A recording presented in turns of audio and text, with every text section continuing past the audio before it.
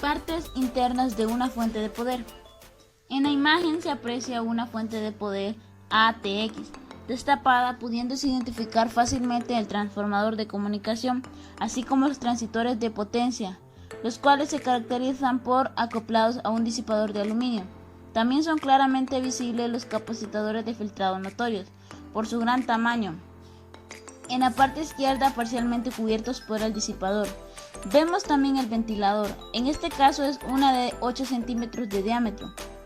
El conjunto de cables amarrados, que son los que llevan los voltajes de salida hacia el computador. Los cables negros corresponden a 0 voltios, los cables color naranja a 3.3 voltios, los rojos a 5 voltios y los amarillos a 12 voltios. El cable verde, aunque en la imagen se ve más bien azul, es cable de control de sistema, soft power.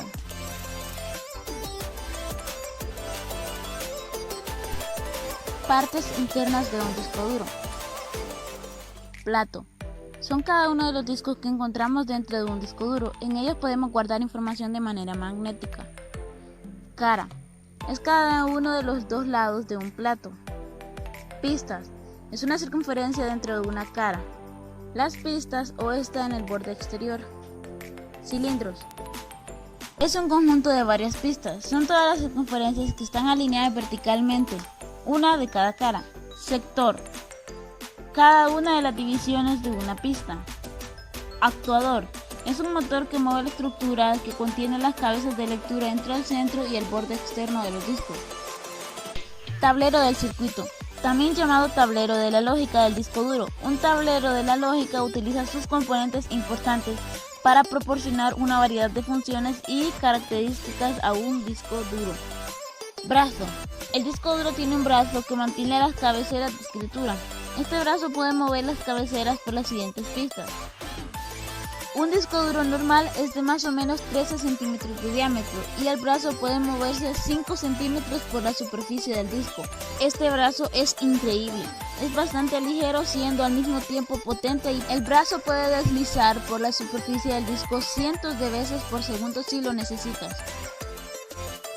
Las cabezas. Están ensambladas en la pila y son las responsables de la escritura y lectura de los datos de los discos. La mayoría de los discos duros incluyen una cabeza, lectura o escritura a cada lado del disco. Sin embargo, algunos discos de alto desempeño tienen 2 o más cabezas sobre cada superficie, de manera que cada cabeza atiende la mitad del disco, reduciendo la distancia del desplazamiento radial. Las cabezas de lectura no tocan el disco cuando están girando a toda velocidad. Por el contrario, flotan sobre una capa de aire extremadamente delgada. Esto reduce el desgaste en la superficie del disco durante la operación normal. Cualquier polvo o impureza en el aire puede dañar suavemente las cabezas o el medio. Su funcionamiento consiste en una bobina de hilo que se accionó según el campo magnético que detecte sobre el soporte magnético, produciendo una corriente que es detectada y amplificada por la electrónica de la unidad del disco.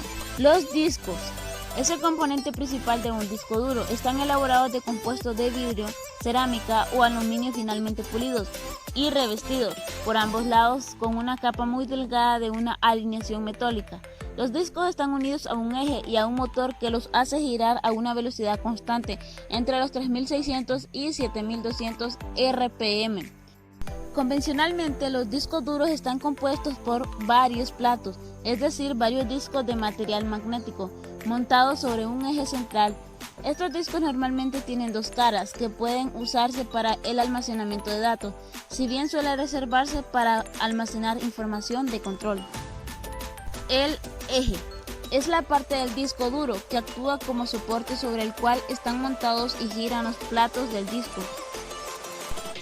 Esto ha sido todo.